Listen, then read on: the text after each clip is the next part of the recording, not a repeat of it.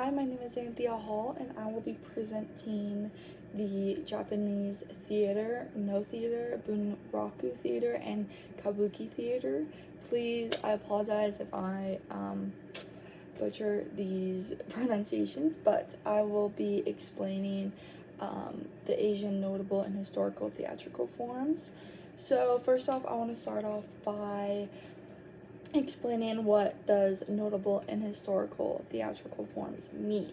And the word notable means artistic influence, so things like unique styles or techniques that just inspire the artistic nature of the theater. And another example of notable would be created famous characters. So if a play had characters that were infamously famous afterward. And also another example of notable would be it is remembered for many years. So if those characters and those artistic styles were carried on for years, that would be an example of a notable and historical theatrical form. So I want to start off with No Theater, and again, I apologize if I said that wrong. An example of a good playwright for this would be Zayami Motokiyo, and he created many very well-known plays, and he was kind of known for this style of theater. This style of theater, the era developed in the 14th century, so that would be known as the Muromachi period. That was around 1603 to 1868. So, oh, excuse me, that was actually 1336 to 1573. So this would be one of the oldest styles of theater, is the No Theater.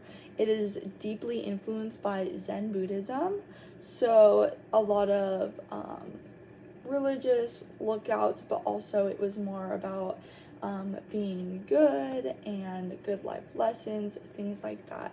So the lasting impact of this type of theater would be the minimalist look it had. It was kind of an empty stage, and it kind of brought forth the minimalist look of theater. There's a lot of spirituality in it, and a lot of lessons about memories and things like that. So a lot of life lessons, a lot of realistic things, a lot of minimalist, to just kind of relate to the audience and teach them realistic life lessons. Next, I want to talk about the Kabuki theater. One very famous playwright would be Tsuruya Namkoyu the Fourth. Again, I'm so sorry for me mispronouncing them, but he was known for dark supernatural plays. I found multiple playwright artists for this type of theater, but he was the most prevalent one that I found. This Kabuki theater was, the era it was developed was in the 17th century, so this is called the Edo period or Edo period. This would be around 1603 to 1868, more in the later years of that. This type of theater had very vibrant and flamboyant entertainment, and it was very bright, colorful, things like that. So one fun fact about this is that they were all male actors, so even the female characters was gonna be a male actor in this type of theater. And so another fun fact about this, the lasting impact of this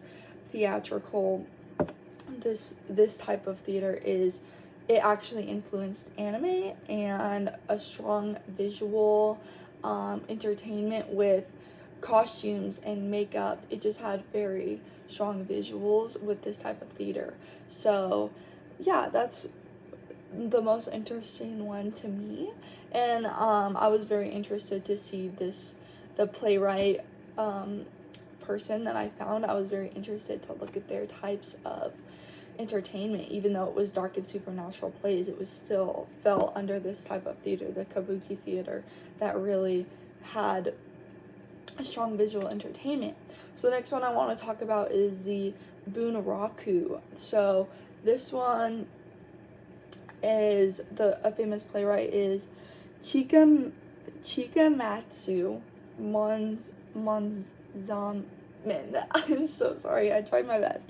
But he had more like, so the name of some of his plays was Love Suicides at Sonezaki and Battles of Koxinga. And so those plays were very popular in this type of theater. The era that this type of theater was developed in was the 17th century. Kind of similar, it was around the same area as the kabuki theater, but the kabuki theater was developed in the early 17th century, and the Bunkaru theater was developed in the later 17th century. Same period, the Endo period, and around the same time, 1603 to 1868. The really unique part of this type of theater was that they used puppets to perform. So these puppets would be like 4 foot tall. There would be 3 puppeteers operating the puppets, and they were very often based on historical events in their history.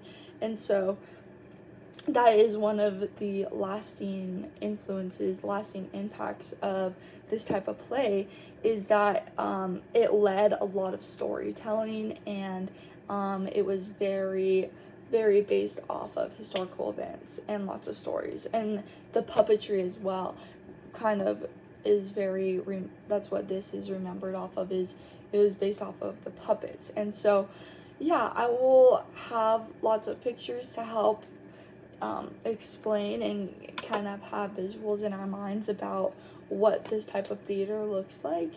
And I just want to say I learned a lot from this class, and this class was very interesting. I never thought, I would find an interest in things like this, but once I seen it and took it, I knew immediately that this was going to be very fun for me to learn.